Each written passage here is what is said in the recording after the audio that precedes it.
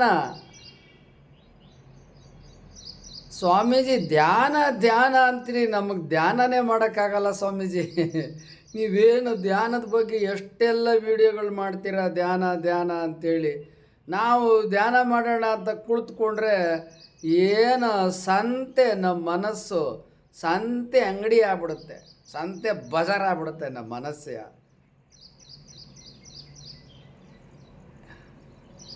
ಆ ರೀತಿಯಾಗಿ ಮನಸ್ಸನ್ನು ಗಲಿಬಿಲಿಗೊಳಿಸಬೇಡಿ.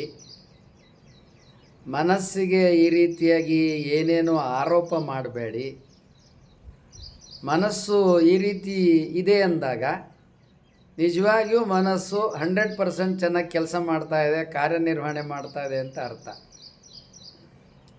ಸ್ವಾಮೀಜಿ ನೀವು ಹಂಗಂತೀರಿ ಕಾರ್ಯನಿರ್ವಹಣೆ ಮಾಡ್ತದೆ ಅಂತ, ನಮಗೆ ಧ್ಯಾನ ಮಾಡೋಕ್ಕಾಗಲ್ಲಲ್ಲ ಸ್ವಾಮೀಜಿ. ಆಯ್ತಪ್ಪ, ಧ್ಯಾನ ಅಂದ್ರೆ ಏನು ತಿಳ್ಕೊಂಡಿದ್ದೀರಿ? ಧ್ಯಾನ ಮಾಡೋದು ಅಂದ್ರೆ ಏನು ಅಂತ ತಿಳ್ಕೊಂಡಿರಿ ನೀವು? ಮೊದಲು ಹೇಳ್ರಪ್ಪ, ಧ್ಯಾನ ಅಂದರೆ ಏನು, ಧ್ಯಾನ ಮಾಡುವುದು ಅಂದರೆ ಏನು, ನೀವು ಏನನ್ನು ಧ್ಯಾನ ಮಾಡಬೇಕಂತ ಅಂದ್ಕೊಂಡಿದ್ದೀರಿ ಅದನ್ನಾದರೂ ಸ್ವಲ್ಪ ತಿಳಿಸಿ, ಕಾಮೆಂಟ್ ಮಾಡಿ ಹೇಳಿ. ನೀವು ಇದುವರೆಗೆ ಯಾರ್ಯಾರು ನಮಗೆ ಧ್ಯಾನ ಮಾಡೋಕ್ಕಾಗಲ್ಲ ಅಂತಿರಲ್ವಾ, ನಮ್ಮ ಮನಸ್ಸು ಸಂತೆ ಬೀದಿಯಾಗಿದೆ ಅಂತಿರಲ್ವಾ. ಈಗ ನಾನು ನಿಮಗೆ 3 ಪ್ರಶ್ನೆಗಳನ್ನು ಕೇಳ್ತೀನಿ. ಧ್ಯಾನ ಅಂದರೆ ಏನಂತ ತಿಳ್ಕೊಂಡಿದ್ದೀರಿ? ಧ್ಯಾನ ಮಾಡುವುದು ಅಂದರೆ ಏನನ್ನು ಧ್ಯಾನ ಮಾಡಬೇಕಂತ ಮಾಡಿದಿರಿ? ಮತ್ತು ಧ್ಯಾನದಿಂದ ಮುಟ್ಟಬೇಕಾಗಿರ್ತಕ್ಕಂಥ ಗುರಿ ಯಾವುದು? ನಿಮ್ಮ ಧ್ಯಾನವನ್ನು ಪಡೆಯುವ ಗುರಿ ಅದನ್ನು ನೀವು ಮೊದಲು ಖಚಿತ ಮಾಡ್ಕೊಂಡಿದ್ದೀರಾ? ಅದನ್ನು ನೀವು ಮೊದಲು ನಿರ್ಧಾರ ಮಾಡ್ಕೊಂಡಿದ್ದೀರಾ? ಆ ಬಗ್ಗೆ ಮೊದಲು ತಿಳಿಸಿ. ಅಕ್ಕ ಮಹಾದೇವಿಯವರು ಧ್ಯಾನ ಅಂದರೆ ಏನು, ಧ್ಯಾನವನ್ನು ಹೇಗೆ ಮಾಡಬೇಕು, ತಮ್ಮ ಮನಸ್ಸಿಗೆ ಮತ್ತು ತಮ್ಮ ಪಂಚೇಂದ್ರಿಯಗಳಿಗೆ ಅವರು ಯಾವ ರೀತಿಯಾಗಿ ಧ್ಯಾನವನ್ನು ಕಲಿಸಿದ್ದಾರೆ ಅದನ್ನು ಅವರ ಒಂದು ವಚನದ ಮೂಲಕ ನಿಮಗೆ ತಿಳಿಸ್ಕೊಡ್ತೇನೆ. ಈಗ ನಾವೆಲ್ಲ ಏನಂತೀವಿ, ನಾವು ಧ್ಯಾನಕ್ಕೆ ಕೂತ್ರೆ ನೀವೇನು ಎಲ್ಲರೂ ಬಸವಣ್ಣವರು ಅದೇ ಅಂತಾರೆ, ಕೇಶರಾಜರು ಅದೇ ಅಂತಾರೆ, ನಿಮ್ಮನ ನೆನೆಯಲರಿಯದು ಅಂತ ಕೇಶರಾಜರು ಅಂತಾರೆ. ಅದನ್ನೇ ಬಸವಣ್ಣನವರು ಎನ್ನ ಚಿತ್ತ ಹತ್ತಿಯನ್ನ ಹಣ್ಣು ನೋಡಯ್ಯ, ನನ್ನ ಮನಸ್ಸು ಮರನೇರಿದ ಮರ್ಕಟ, ಹಿಂಗೆ ಹೇಳ್ತಾನೆ ಇರ್ತಾರೆ. ಆದರೆ ಅಕ್ಕ ಮಹಾದೇವಿಯವರು ಅವರು ತಪಸ್ಸು ಮಾಡಿದವರು. ಅಕ್ಕ ಮಹಾದೇವಿಯವರು ಮತ್ತು ಅಲ್ಲಮ ಪ್ರಭುದೇವರು ನಿರಂತರವಾಗಿ, ಅಲ್ಲಮ ಪ್ರಭುದೇವರು 12 ವರ್ಷ ತಪಸ್ಸು ಮಾಡಿದ್ದಾರೆ, ಅಕ್ಕ ಮಹಾದೇವಿಯವರು 8 ವರ್ಷ ತಪಸ್ಸು ಮಾಡಿದ್ದಾರೆ. ಅವರು ಹೇಗೆ ತಪಸ್ಸು ಮಾಡಿದರು, ಯಾಕೆ ತಪಸ್ಸು ಮಾಡಿದರು, ಅವರ ತಪಸ್ಸಿನ ಗುರಿ ಏನಿತ್ತು, ಅವರು ಧ್ಯಾನವನ್ನು ಮಾಡಿ ತಪಸ್ಸನ್ನು ಮಾಡಿ ಏನನ್ನು ಪಡ್ಕೊಂಡ್ರು, ತಮ್ಮ ಮನಸ್ಸಿಗೆ ಅವರು ಏನನ್ನು ಕಲಿಸಿದರು, ಅವ್ರ ಮನಸ್ಸು ಏನು ಮಾಡ್ತಾ ಇತ್ತು, ಅವ್ರ ಪಂಚೇಂದ್ರಿಯಗಳು ಏನು ಮಾಡ್ತಾ ಇದ್ವು, ಅವರ ಒಂದು ವಚನದ ಮೂಲಕ ನಿಮಗೆ ತಿಳಿಸ್ಕೊಡ್ತೇನೆ. ಅಕ್ಕ ಮಹಾದೇವಿಯವರು ತಮ್ಮ ಮನಸ್ಸಿಗೆ ಏನು ಗುರಿಯನ್ನು ಹೇಳಿದರು, ತಮ್ಮ ಪಂಚೇಂದ್ರಿಯಗಳಿಗೆ ಏನನ್ನು ಕಲಿಸಿದರು, ತಮ್ಮ ಮನಸ್ಸು ಯಾವ ರೀತಿಯಾಗಿ ಧ್ಯಾನದಲ್ಲಿ, ತಪಸ್ಸಿನಲ್ಲಿ, ಅನುಷ್ಠಾನದಲ್ಲಿ ಪ್ರವರ್ತನಗೊಂಡಿತು, ಅದನ್ನು ಹೇಗೆ ಮನಸ್ಸಿಗೆ ಅಕ್ಕ ಮಹಾದೇವಿಯವರು ಕಲಿಸಿದರು, ಅವರ ಒಂದು ವಚನದ ಮೂಲಕ ನಿಮಗೆ ಧ್ಯಾನ ಅಂದರೆ ಏನು, ಅಕ್ಕ ಮಹಾದೇವಿಯವರ ಧ್ಯಾನ ತಪಸ್ಸಿನ ಮಾದರಿ ಯಾವ ರೀತಿಯಾಗಿತ್ತು ಅನ್ನೋದನ್ನು ಅವ್ರ ವಚನದ ಮೂಲಕ ನಿಮಗೆ ಉದಾಹರಣೆ ಮಾಡ್ತೇನೆ. ನಚ್ಚುಗೆ ಮನ ನಿಮ್ಮಲ್ಲಿ, ಮೆಚ್ಚುಗೆ ಮನ ನಿಮ್ಮಲ್ಲಿ,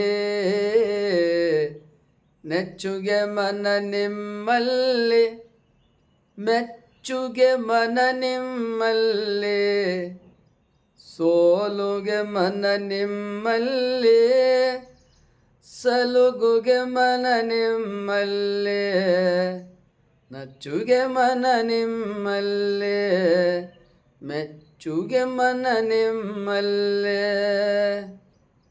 ಸಲ್ಲುಗೆ ಮನ ನಿಮ್ಮಲ್ಲಿ, ಸೋಲುಗೆ ಮನ ನಿಮ್ಮಲ್ಲಿ, ಸಲ್ಲುಗೆ ಮಲ ನಿಮ್ಮಲ್ಲೇ ಸೋಲುಗೆ ಮಲ ನಿಮ್ಮಲ್ಲೇ ಅಳಲುಗೆ ಮಲ ನಿಮ್ಮಲ್ಲೇ ಬಳಲುಗೆ ಮನ ನಿಮ್ಮಲ್ಲೇ ನಚ್ಚುಗೆ ಮನ ನಿಮ್ಮಲ್ಲಿ ಮೆಚ್ಚುಗೆ ಮನ ನಿಮ್ಮಲ್ಲೇ ಕರಗುಗೆ ಮನ ನಿಮ್ಮಲ್ಲೇ ಕೊರಗುಗೆ ಮನ ನಿಮ್ಮಲ್ಲೇ ಕರಗುಗೆ ಮನ ನಿಮ್ಮಲ್ಲೇ ಕೊರಗುಗೆ ಮನ ನಿಮ್ಮಲ್ಲೇ ಎಲ್ಲ ಪಂಚೇಂದ್ರಿಯಗಳು ಎಲ್ಲ ಪಂಚೇಂದ್ರಿಯಗಳು ಕಬ್ಬು ನಾವುಂಡ ನೀರಿನಂತೆ ನಿಮ್ಮಲ್ಲಿ ಬೆರಸುಗೆ ಚನ್ನಮಲ್ಲಿಕಾರ್ಜುನಯ್ಯ ಚನ್ನಮಲ್ಲಿಕಾರ್ಜುನಯ್ಯ ನಚ್ಚುಗೆ ಮನ ನಿಮ್ಮಲ್ಲಿ ಮೆಚ್ಚುಗೆ ಮನ ನಿಮ್ಮಲ್ಲಿ ಅಳಲುಗೆ ಮನ ನಿಮ್ಮಲ್ಲಿ ಬಳಲುಗೆ ಮನ ನಿಮ್ಮಲ್ಲೇ ಅಕ್ಕ ಮಹಾದೇವಿಯವರು ತಮ್ಮ ಮನಸ್ಸಿನಿಂದ ಯಾವ ರೀತಿಯ ಧ್ಯಾನ ಮಾಡಿದರು ಎನ್ನುವುದನ್ನು ಈ ವಚನದಲ್ಲಿ ಪ್ರತಿ ಸಾಲಿನಲ್ಲಿ ಪ್ರತಿ ವಾಕ್ಯದಲ್ಲಿ ತಿಳಿಸಿದ್ದಾರೆ. ಯಾರು ಇದುವರೆಗೆ ಸಬ್ಸ್ಕ್ರೈಬ್ ಮಾಡದೆ ವಿಡಿಯೋ ನೋಡ್ತಾ ಇದ್ದೀರಿ, ಕೂಡಲೇ ಸಬ್ಸ್ಕ್ರೈಬ್ ಬಟನ್ ಒತ್ತಿ, ಬೆಲ್ ಬಟನನ್ನು ಒತ್ತಿ, ಲೈಕ್ ಬಟನನ್ನು ಒತ್ತಿ, ಶೇರ್ ಅಂತ ಇದೆ ಶೇರ್ ಬಟನನ್ನು ಒತ್ತಿ. ಅಲ್ಲಿ ನಿಮ್ಮ ವಾಟ್ಸಪ್ನಲ್ಲಿ 50 ಜನ 100 ಜನ ಅಡ್ರೆಸ್ ಇರುತ್ತೆ. 50 ಜನಕ್ಕೆ ಈ ವಿಡಿಯೋಗಳನ್ನು ಕಳಿಸಿ. ಇದು ನಿಮ್ಮ ಜೀವನದ ಪುಣ್ಯ, ನಿಮ್ಮ ಬದುಕಿನ ಸೌಭಾಗ್ಯ ಅಂತ ತಿಳ್ಕೊಳ್ಳಿ. ನೀವು ಏನು ತಪಸ್ಸು ಅನುಷ್ಠಾನ ಮಾಡಬೇಕಂತಿದ್ದೀರಿ ಅದೆಲ್ಲವನ್ನು ಅಕ್ಕಮಹಾದೇವರು ನಿಮಗೆ ಕಲಿಸ್ತಾರೆ. ಮತ್ತು ಆ ಭಾಗ್ಯ ನಿಮಗೂ ಬರ್ತದೆ.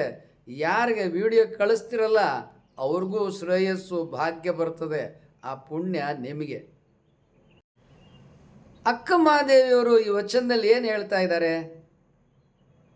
ಮೊದಲನೇ ಸಾಲು, ನಚ್ಚುಗೆ ಮನ ನಿಮ್ಮಲ್ಲಿ ಮೆಚ್ಚುಗೆ ಮನ ನಿಮ್ಮಲ್ಲಿ.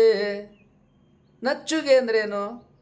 ನಾನು ಚನ್ನಮಲ್ಲಿಕಾರ್ಜುನ ದೇವರನ್ನು ದೃಢವಾಗಿ ನಂಬಿದ್ದೇನೆ.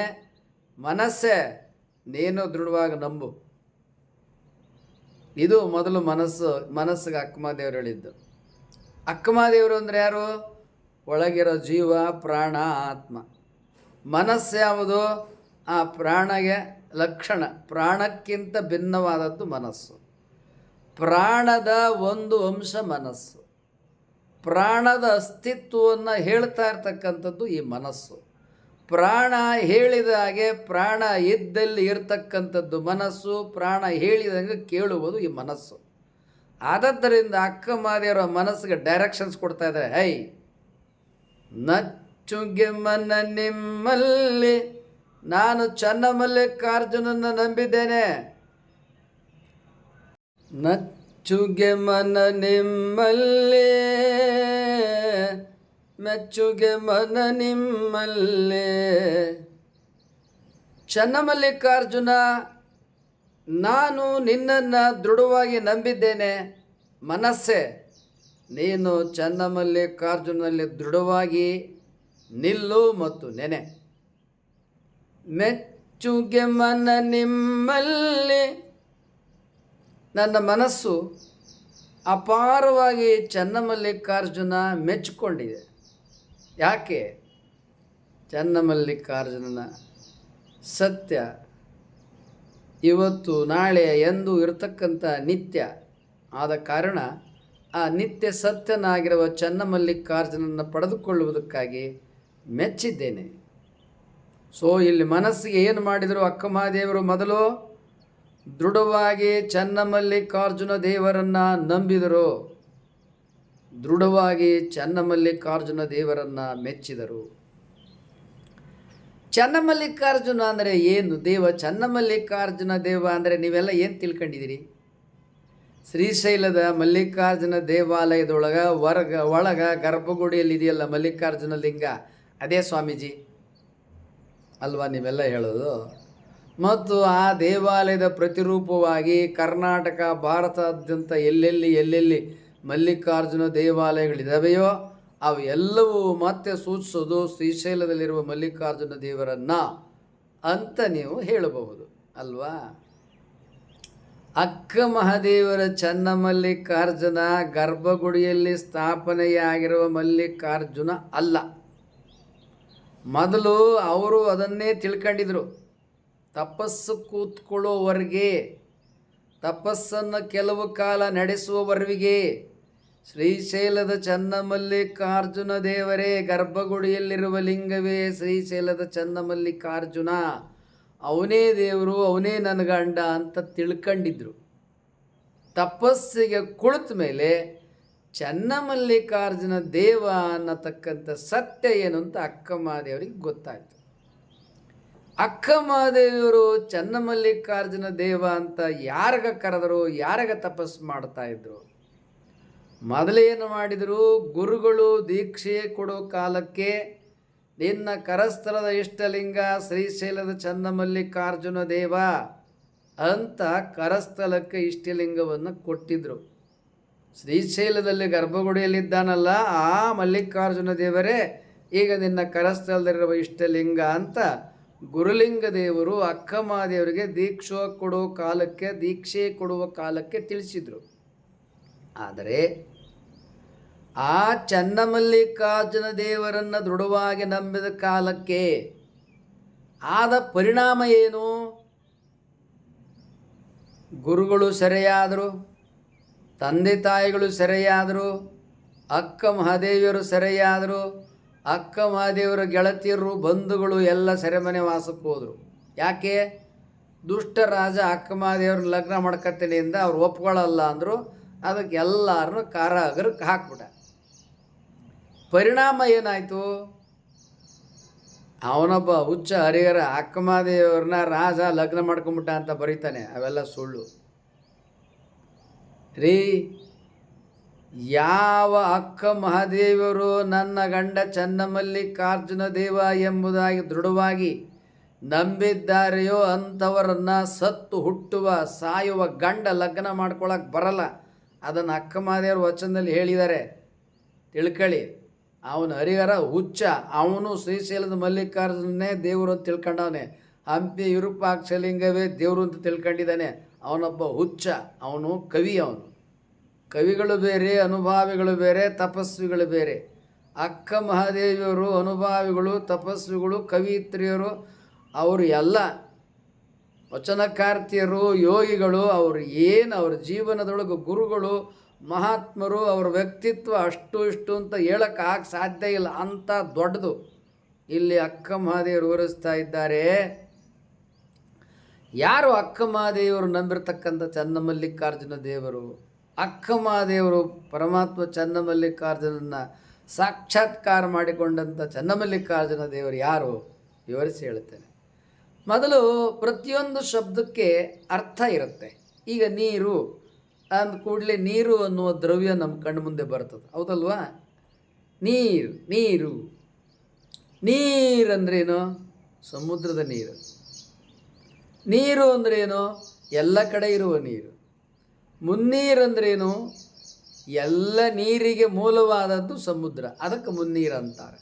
ನೀರಂದ್ರೂ ಸಮುದ್ರ, ಮುನ್ನೀರಂದ್ರೂ ಸಮುದ್ರ. ನೀರು ಅಂದ್ರೇನು? ಸಾರ್ವತ್ರಿಕವಾಗಿ ನಾವೇನು ಕುಡಿಯೋದು, ಬಟ್ಟೆ ಒಗೆಯೋದು, ಹೊಳೆ, ನದಿ, ಸಮುದ್ರ ಎಲ್ಲ ಕಡೆ ನೋಡ್ತೀವಲ್ಲ, ಅದು ನೀರು. ಸೊ ನೀರು ಅನ್ನುವುದಕ್ಕೆ ಈ ಅರ್ಥಗಳಿವೆ. ಹಾಗೆ ಚನ್ನಮಲ್ಲಿಕಾರ್ಜುನ ದೇವ ಅಂದ್ರೇನು? ದೇವರು ಅನ್ನೋದು ಸಾರ್ವತ್ರಿಕವಾಗಿರುವ ಅರ್ಥ.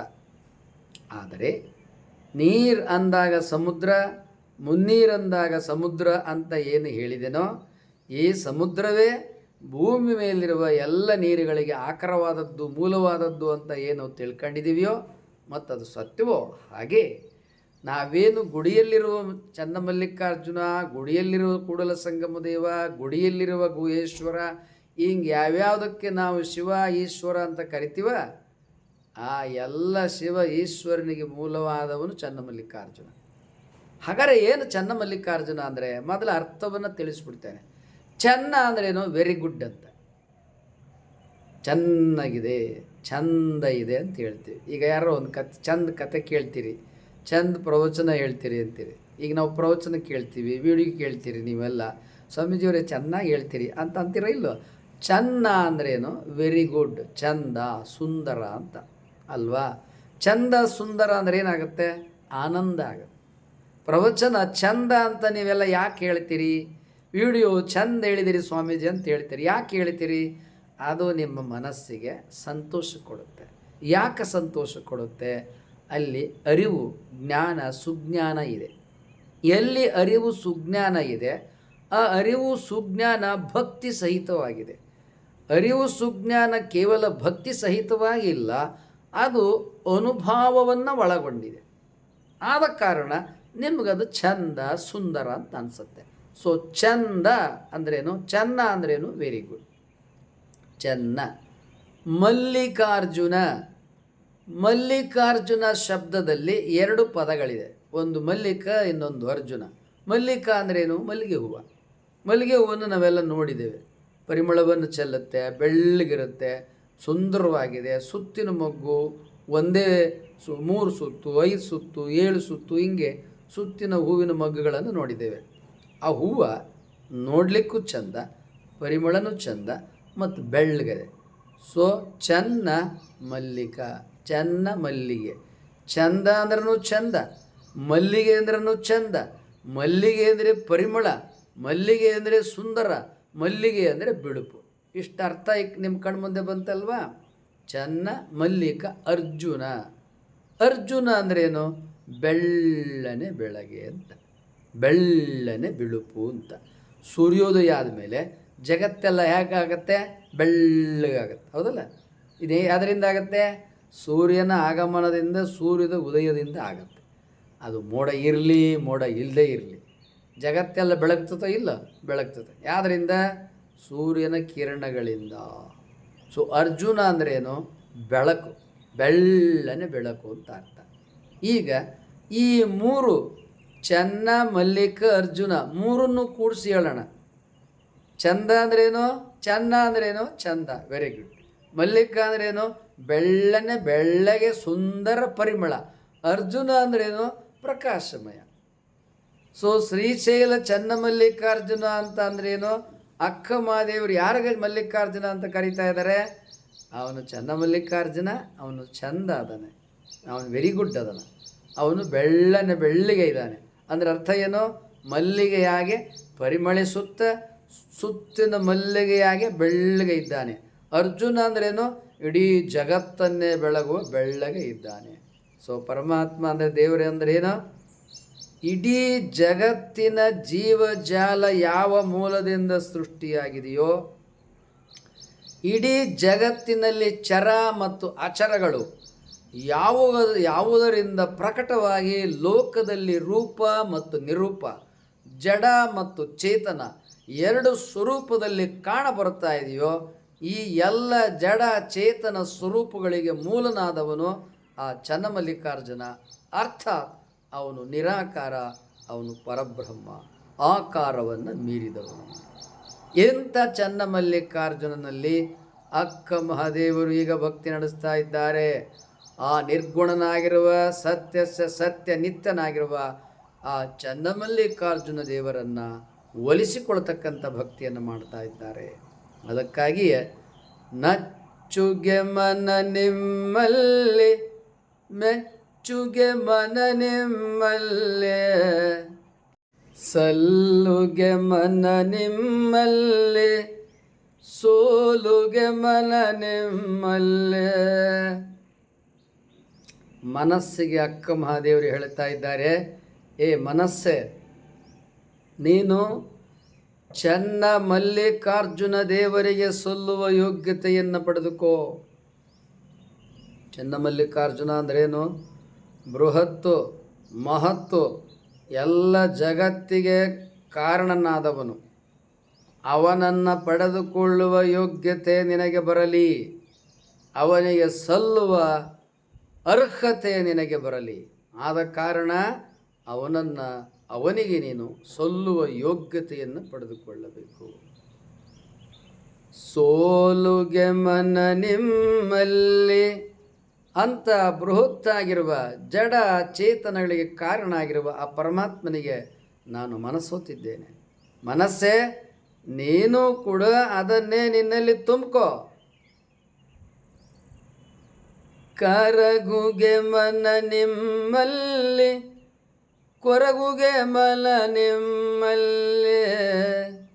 ನೋಡ್ರಿ ಎಷ್ಟು ಸುಂದರವಾಗಿ ಹೇಳ್ತಾ ಇದ್ದಾರೆ ಅಕ್ಕ ಮಹಾದೇವಿ ಇವರು. ನನ್ನ ಮನಸ್ಸು ಸಕ್ಕರೆ ನೀರಿನಲ್ಲಿ ಹೇಗೆ ಕರಗುತ್ತದೆಯೋ, ಉಪ್ಪು ನೀರಿನಲ್ಲಿ ಹೇಗೆ ಕರಗುತ್ತದೆಯೋ, ಮಂಜುಗಡ್ಡೆ ನೀರಿನಲ್ಲಿ ಹೇಗೆ ಕರಗುತ್ತದೆಯೋ, ಕರ್ಪೂರ ಉರಿಯಲ್ಲಿ ಹೇಗೆ ಅಡಗುತ್ತದೆಯೋ, ಹಾಗೆ ಚನ್ನಮಲ್ಲಿಕಾರ್ಜುನ ದೇವರೇ ನನ್ನ ಮನಸ್ಸು ನಿಮ್ಮಲ್ಲಿ ಕರಗಲಿ. ನೋಡಿದ್ರ, ಮನಸ್ಸನ್ನು ಚನ್ನಮಲ್ಲಿಕಾರ್ಜುನ ದೇವರಲ್ಲಿ ಕರಗಿಸಿದ ಮೇಲೆ ಆ ಮನಸ್ಸಿಗೆ ಬೇರೆ ಅಸ್ತಿತ್ವ ಎಲ್ಲಿದೆ? ಆ ಮನಸ್ಸು ಬೇರೆ ಏನನ್ನು ನೆನೆದುಕೊಳ್ಳುತ್ತದೆ ಅನ್ನಲಿಕ್ಕೆ ಮನಸ್ಸಾದ್ರೆ ಐತೆಲ್ಲಿ? ಮನಸ್ಸನ್ನು ಅಕ್ಕಮಾರಿಯವರು ಏನು ಮಾಡಿದರು? ಚನ್ನಮಲ್ಲಿಕಾರ್ಜುನ ದೇವರಲ್ಲಿ ಕರಗಿಸಿಬಿಟ್ರು. ಇದು ಧ್ಯಾನ, ಗೊತ್ತಾಯ್ತರ? ಕರಗುಗೆ ಮಲ ನಿಮ್ಮಲ್ಲಿ, ಕೊರಗುಗೆ ಮಲ ನಿಮ್ಮಲ್ಲಿ. ನನ್ನ ಮನಸ್ಸು ಕೊರಗು ಧ್ಯಾನ ಮಾಡುವುದು, ಅದು ಕರಗ್ತಾ ಹೋಗ್ತದಲ್ಲ, ಸಕ್ಕರೆ ನೀರಿನಲ್ಲಿ ಕರಗ್ತಾ ಹೋಗ್ತದಲ್ಲ, ಹಾಗೆ ಮನಸ್ಸು ಚನ್ನಮಲ್ಲಿಕಾರ್ಜುನ ದೇವರಲ್ಲಿ ಕರಗ್ತಾ ಧ್ಯಾನ ಮಾಡ್ತಾ ಮಾಡ್ತಾ ಮಾಡ್ತಾ ಅಲ್ಲಿ ಲಯವಾಗುವುದು. ಕರಗುಗೆ ಅಂದ್ರೇನು? ಲಯವಾಗುವುದು, ಧ್ಯಾನ ಮಾಡುವುದು, ಪ್ರಾರ್ಥನೆ ಮಾಡುವುದು, ಜಪ ಮಾಡುವುದು. ಅಕ್ಕ ಮಹಾದೇವರ ಧ್ಯಾನ, ತಪಸ್ಸು, ಅನುಷ್ಠಾನ ಯಾವ ರೀತಿಯಾಗಿದೆ ಅನ್ನೋದು ತಿಳಿತಾ ಇದೆಯಲ್ಲ. ಅಳಲುಗೆ ಮಲ ನಿಮ್ಮಲ್ಲಿ, ಬಳಲುಗೆ ಮಲ ನಿಮ್ಮಲ್ಲಿ. ನಾವು ಅಳುತ್ತೇವೆ, ಕಣ್ಣೀರಾಗ್ತೇವೆ, ಊಟಕ್ಕಿಲ್ಲ ಅಂತ ಅಳುತ್ತೇವೆ, ಪರೀಕ್ಷೆಯಲ್ಲಿ ಪಾಸಾಗಲಿಲ್ಲ ಅಂತ ಅಳುತ್ತೇವೆ, IAS ಪಾಸಾಗಲಿಲ್ಲ ಅಂತ ಅಳುತ್ತೇವೆ, ಇರಕ್ಕೆ ಮನೆ ಇಲ್ಲ ಅಂತ ಅಳುತ್ತೇವೆ, ಹಾಕೊಳ್ಳೋಕೆ ಬಟ್ಟೆ ಇಲ್ಲ ಅಂತ ಅಳುತ್ತೇವೆ, ನಮ್ಮನ್ನು ಯಾರು ಹುಡುಗಿಯರು ಲಗ್ನ ಮಾಡ್ಕೊಳ್ಳಿಲ್ಲ ಅಂತ ಅಳುತ್ತಾರೆ, ನನಗೆ ಯಾರು ಹುಡುಗ ಸಿಗಲಿಲ್ಲ ಅಂತ ಹುಡುಗಿಯರು ಅಳುತ್ತಾರೆ, ನಮಗೆ ಮಕ್ಕಳೇ ಆಗಲಿಲ್ಲ ಅಂತ ಮಕ್ಕಳು ಆಗದೇ ಇರೋರು ಅಳುತ್ತಾರೆ. ಅಯ್ಯೋ ಮಕ್ಕಳು ಬೇಕಾದಂಗಾಗಿದಾವ, ಮಕ್ಕಳು ನಮ್ಮನ್ನು ಅಳಿಸ್ತಾ ಇದ್ದಾವೆ, ಮನೆಯಿಂದ ಹೊರಗೆ ಹಾಕಿದ್ದಾರೆ ಅಂತ ಅಳುತ್ತಾರೆ. ಇವರೆಲ್ಲ ಅಳುತ್ತಾರಲ್ಲ, ಯಾವುದಕ್ಕಾಗಿ ಅಳುತ್ತಾರಲ್ಲ? ಹೊಟ್ಟೆಪಾಡಿಗಾಗಿ, ದೇಹ ಕಾರಣವಾಗಿ ಅಳುತ್ತಾರ. ದೇಹ ಕಾರಣವಾಗಿ 108 ದೇಹದ ಇಂಥ ಚಿಂತೆಗಳಿದಾವಲ್ಲ, ಇವುಗಳಿಗಾಗಿ ಅಳುವುದಲ್ಲ. ಚನ್ನಮಲ್ಲಿಕಾರ್ಜುನ ದೇವರನ್ನು ಪಡೆದುಕೊಳ್ಳುವುದಕ್ಕಾಗಿ ಕಣ್ಣೀರು ಹಾಕ್ಬೇಕು. ಅಕ್ಕ ಮಹಾದೇವ್ರ ತಪಸ್ಸು ಯಾವ ರೀತಿ ಆಯ್ತು ಗೊತ್ತಲ್ಲ? ಅಳಲುಗೆ ಮಲ ನಿಮ್ಮಲ್ಲಿ, ಬಳಲುಗೆ ಮಲ ನಿಮ್ಮಲ್ಲಿ. ಚನ್ನಮಲ್ಲಿಕಾರ್ಜುನ ನಿನ್ನನ್ನು ಸಾಕ್ಷಾತ್ಕಾರ ಮಾಡಿಕೊಳ್ಳಬೇಕಂತೇಳಿ ಕಣ್ಣೀರಾಗ್ತಾ ಆಗ್ತಾ ಆಗ್ತಾ ಆಗ್ತಾ ಮನಸ್ಸು ನಿನ್ನ ಧ್ಯಾನದಲ್ಲಿಯೇ ಮುಳುಗಿಬಿಟ್ಟದ. ನೋಡಿದ್ರ ಅಕ್ಕಮದೇವ್ರ ಧ್ಯಾನ ಹೆಂಗೈತೆ? ಹಿಂಗೆ ನಾವು ನೀವು ಧ್ಯಾನ ಮಾಡ್ತೀವ. ನಮ್ಮ ಧ್ಯಾನದಲ್ಲಿ ಈ ರೀತಿಯಾಗ ತನ್ಮಯತೆ ಐತಾ, ಲಿಪ್ತತೆ ಇದೆಯಾ? ಈ ಮನಸ್ಸು ನಮಗಿದೆಯಾ? ನಮಗೆ ಲೋಕದ ಆಕರ್ಷಣೆಗಳು ಬಹಳ, ಲೌಕಿಕ ಬಹಳ, ವಿಷಯ ವ್ಯಸನ ಮದ ಅವು ಇವು ವರ್ಷೋಟ್ವರ್ಗ ಕೀರ್ತಿ ಅಧಿಕಾರ ಪವರ್ ಹಿಂಗೆ ಏನೇನೋ. ಅಳಲುಗೆ ಮಲ ನಿಮ್ಮಲ್ಲಿ, ಬಳಲುಗೆ ಮಲ ನಿಮ್ಮಲ್ಲೇ. ವಚನ ಮುಕ್ತಾಯ ಮಾಡ್ತಾರೆ. ಎಲ್ಲ ಪಂಚೇಂದ್ರಿಯಗಳು ಕಬುಲಾವುಳ್ಳ ನೀರಿನಂತೆ ನಿಮ್ಮಲ್ಲಿ ಬೆರಸುಗೆ ಚನ್ನಮಲ್ಲಿಕಾರ್ಜುನಯ್ಯ. ಒಂದು ರೂಪಕ ಕೊಡ್ತಾರೆ. ನನ್ನ 5 ಇಂದ್ರಿಯಗಳು ಕಣ್ಣು, ಕಿವಿ, ಮೂಗು, ನಾಲಿಗೆ, ಚರ್ಮಗಳು ಲೌಕಿಕ ವಿಷಯಗಳಿಗಾಗಿ ಕಣ್ಣೀರು ಹಾಕುವ ಬದಲು ಕಬ್ಬುನ ಉಂಡ ನೀರಿನಂತೆ ಕಾದ ಕಬ್ಬಣವನ್ನು ಅಕ್ಕ ಸಾಲಿಗ ಏನು ಮಾಡ್ತಾನ, ಕಮ್ಮಾರ ನೀರೊಳಗೆ ಹತ್ತಾನ, ಸುತ್ತಿಗೆಯಲ್ಲಿ ಚೆನ್ನಾಗಿ ಬಡಿದು ಆಕಾರ ಕೊಟ್ಟ ಮೇಲೆ ಕಬ್ಬಣವನ್ನು ಕೊಡಲಿ, ಮಚ್ಚು, ಕೊಡುಗೋದು ಹಿಂಗೆ ಏನೋ ಆಯುಧ ಮಾಡಿದ ಮೇಲೆ ಅವನೇನು ಮಾಡ್ತಾನ, ಅದೆಲ್ಲ ಕಾದದ ಕಬ್ಬಣ ಬಡಿದ ಮೇಲೆ ಅದನ್ನು ನೀರೊಳಗೆ ಹತ್ತಾನ. ನೀರೊಳಗೆ ಹದ್ದಾಗ ಚ್ವಾಯ್ ಚ್ವಾಯ್ ಚ್ವಾಯ್ ಚ್ವಾಯ್ ಅಂತ ಶಬ್ದ ಮಾಡ್ತದ. ಯಾಕೆ? ಅದು ಆಕಾರಕ್ಕೆ ಬಂದ್ಬಿಟ್ಟಿರ್ತದೆ. ಅವನು ಯಾವ ಆಕಾರ ಬೇಕು ಆ ಆಕಾರವನ್ನು ಕೊಟ್ಬಿಟ್ಟಿರ್ತಾನೆ.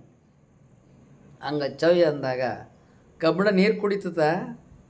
ಕುಡಿಯಲ್ಲ. ಆದರೆ ಕಬ್ಬಣ ನೀರು ತೊಗೋತದ, ತೊಗೊಂಡು ಏನಾಗ್ತದ? ತಣ್ಣಗಾಗ್ತದ. ಕಬ್ಬಣ ನೀರನ್ನು ಕುಡಿಯೋದಿಲ್ಲ, ಆದರೆ ಬಿಸಿ ಇದ್ದ ಕಬ್ಬಣ ತಣ್ಣಗಾಗ್ತದೆ. ಹಾಗೆ ನಮ್ಮ ಈ ಪಂಚೇಂದ್ರಿಯಗಳಿಂದವಲ್ಲ ವಿಷಯದೊಳಗೆ ಬಿಸಿಯಾಗಿರ್ತಾವ. ಬ್ಯುಸಿ ಅನ್ನೋ ಶಬ್ದ ಇಂಗ್ಲೀಷ್ಗೆ ಹೋಗೈತಲ್ಲ, ಬ್ಯುಸಿ, BUSY ಬ್ಯುಸಿ, ಅದು ಕನ್ನಡದ ಬಿಸಿ. ನೋಡಿ, ಕನ್ನಡ ಶಬ್ದ ಎಂಥ ಸುಂದರ.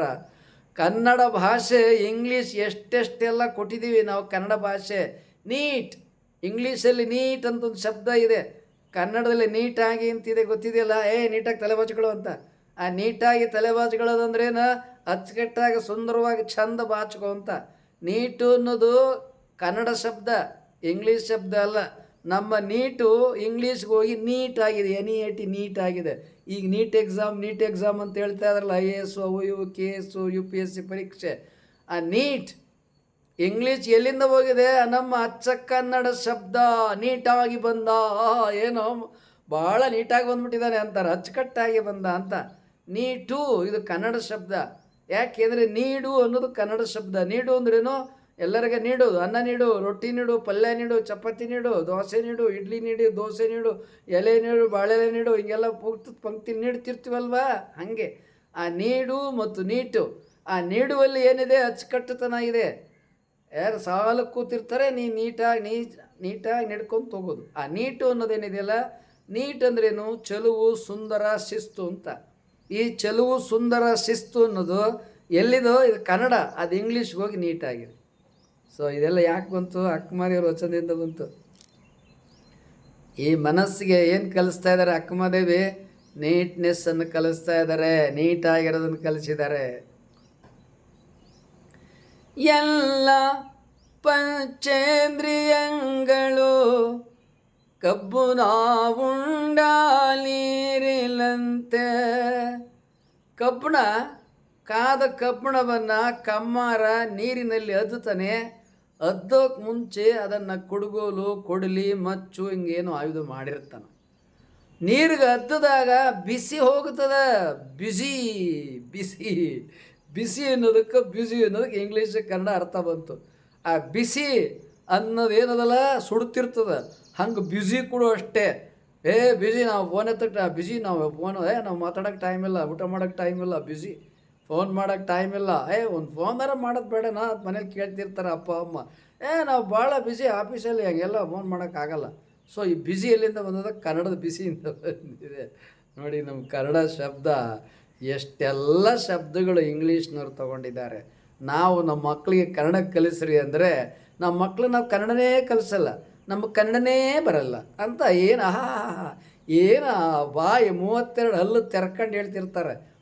ಈಗ ಏನೇನು ಇಂಗ್ಲೀಷ್ ಕಲಿಸ್ಬೇಕಂತ ಕಲಿಸ್ತಾ ಇದ್ದೀರಲ್ಲ, ಈಗ ಇಂಟರ್ನೆಟ್ ಕನ್ನಡದಲ್ಲಿ ಬಂದ್ಬಿಟ್ಟಿದೆ. ಒಂದು ಬಟನ್ ಒತ್ತಿದ್ರೆ ಸಾಕು, ಕನ್ನಡದಿಂದ ಇಂಗ್ಲೀಷಿಂದ ಕನ್ನಡ.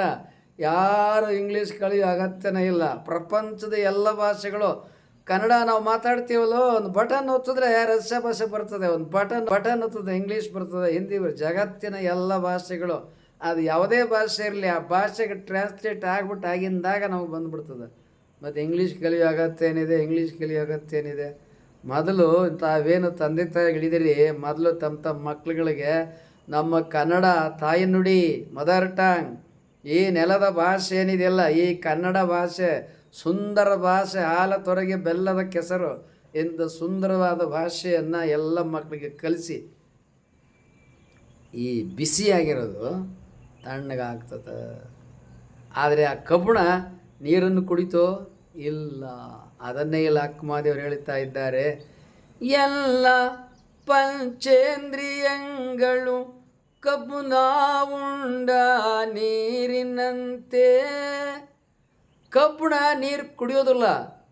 ಕಬ್ಬುಣ ಬಿಸಿಯಾಗಿದ್ದಾಗ ಮುಟ್ಟಕ್ಕಾಗಲ್ಲ. ಕಾದ ಕಬ್ಬುಣವನ್ನು ಮುಟ್ಟಕ್ಕೆ ಯಾವಾಗ ಬರ್ತದ? ಬಿಸಿ ತಣ್ಣಗಾದಾಗ.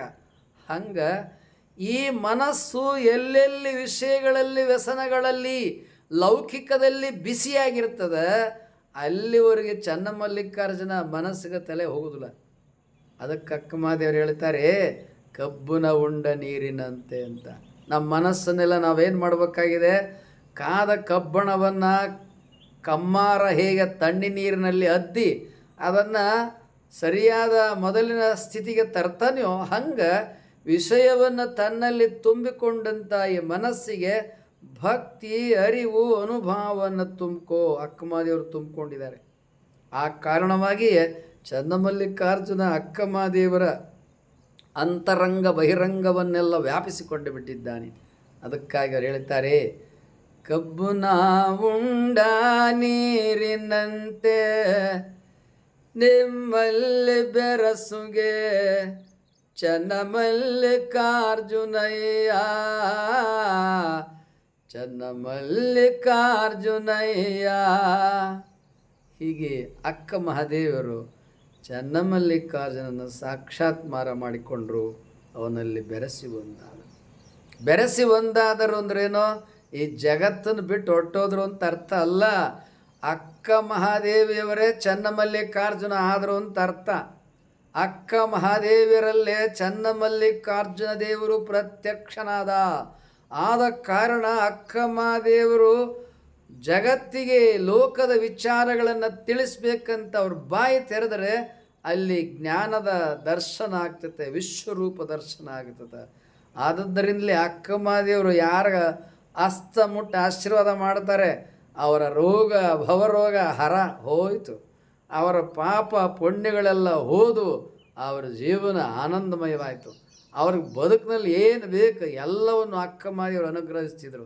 ಆದ ಕಾರಣ 12ನೇ ಶತಮಾನದಲ್ಲಿ ಎಲ್ಲೆಲ್ಲಿ ಅಕ್ಕ ಮಹಾದೇವರು ಲೋಕದ ಉದ್ದಗಲಕ್ಕೆ ಸಂಚರಿಸ್ತಾ ಇದ್ದರು, ಲಕ್ಷ ಲಕ್ಷ ಜನ ಅಕ್ಕ ಮಹಾದೇವರ ದರ್ಶನಕ್ಕೆ ಪ್ರತಿ ಊರು ಪ್ರತಿ ಹಳ್ಳಿಯಲ್ಲಿ ಹಂಬಲಿಸ್ತಾ ಇದ್ರು. ಅವರ ದರ್ಶನ ಸಿಕ್ಕಿದ್ರೆ ಸಾಕು, ಅವರ ಆಶೀರ್ವಾದ ಕಿವಿಗೆ ಬಿದ್ದರೆ ಸಾಕು, ಅವರ ಕಣ್ಣ ನೋಟ ನಮ್ಮ ಮೇಲೆ ಬಿದ್ದರೆ ಸಾಕು, ನಮ್ಮ ಪಾಪಗಳೆಲ್ಲ ದೂರ ಆಗುತ್ತವೆ. ಹೀಗೆ ಲೋಕೋದ್ಧಾರಕ ಗುರುಗಳಾದ ಅಕ್ಕ ಮಹಾದೇವರು ಲೋಕದಲ್ಲಿ ಯಾರ್ಯಾರು ರೋಗದಿಂದ ನರಳುತ್ತಾ ಇದ್ರಲ್ಲ ಅವರೆಲ್ಲರ ರೋಗವನ್ನು ಅಕ್ಕ ಮಹಾದೇವರು ಗುಣ ಮಾಡ್ತಾ ಇದ್ರು. ಆದದ್ದರಿಂದಲೇ ಅವರು ಯೋಗ ಆರೋಗ್ಯ ತಜ್ಞರು. ಅವರ ವಚನಗಳಲ್ಲಿ ಆಹಾರದ ವಿಚಾರವಾಗಿ, ಆರೋಗ್ಯದ ವಿಚಾರವಾಗಿ ವಿಸ್ತಾರವಾಗಿ ಚಿತ್ರಣ ಮಾಡಿದ್ದಾರೆ. ಆರೋಗ್ಯ ಅಂದರೆ ಏನು, ರೋಗಗಳನ್ನು ಕಳ್ಕೊಳ್ಳೋದು ಹೇಗೆ, ಆರೋಗ್ಯವಾಗಿರೋದು ಹೇಗೆ ಎನ್ನುವುದು ಅನೇಕ ವಚನಗಳಲ್ಲಿ ಅವರು ಪ್ರತಿಪಾದನೆ ಮಾಡಿದ್ದಾರೆ. ಇದೆಲ್ಲವನ್ನು ಅವರು ತಪಸ್ಸು, ಯೋಗ, ಸಾಧನೆ, ಅನುಭವದ ಮೂಲಕ ಸಾಕ್ಷಾತ್ಕಾರ ಮಾಡಿಕೊಂಡಿದ್ದಾರೆ. ಇಂತಹ ಅಕ್ಕ ಮಹಾದೇವರ ವಚನವಾದ ಈ ಜ್ಞಾನದ ಬೆಳಕಿನಲ್ಲಿ ನಡೆದು ನಾವು ನೀವು ಎಲ್ಲರೂ ಕೂಡ ಪುನೀತರಾಗಿ ಆ ಅನುಗ್ರಹವನ್ನು ಪಡೆದುಕೊಳ್ಳೋಣ. ನೀವು ನಮಗೆ ಮೌಲಿಕವಾದ ಸಬ್ಸ್ಕ್ರೈಬರ್, ವ್ಯಾಲ್ಯುಬಲ್ ಸಬ್ಸ್ಕ್ರೈಬರ್. ನೀವಾಗಲೇ ಸಬ್ಸ್ಕ್ರೈಬ್ ಮಾಡಿರ್ಬೋದು. ಮಾಡಿಲ್ಲದೆ ಹೋದರೆ ಸಬ್ಸ್ಕ್ರೈಬ್ ಮಾಡಿ, ಲೈಕ್ ಮಾಡಿ. ಅಲ್ಲಿ ಬೆಲ್ ಬಟನ್ ಬರುತ್ತೆ, ಬೆಲ್ ಬಟನನ್ನು ಒತ್ತಿ. ನಿಮ್ಮ ವಾಟ್ಸಪ್ಪಲ್ಲಿ ಅನೇಕರ ನಂಬರ್ಗಳಿರುತ್ತೆ, ಕನಿಷ್ಠ 10 ಜನಕ್ಕೆ ಈ ವಿಡಿಯೋಗಳನ್ನು ನೀವು ಕಳುಹಿಸಿ.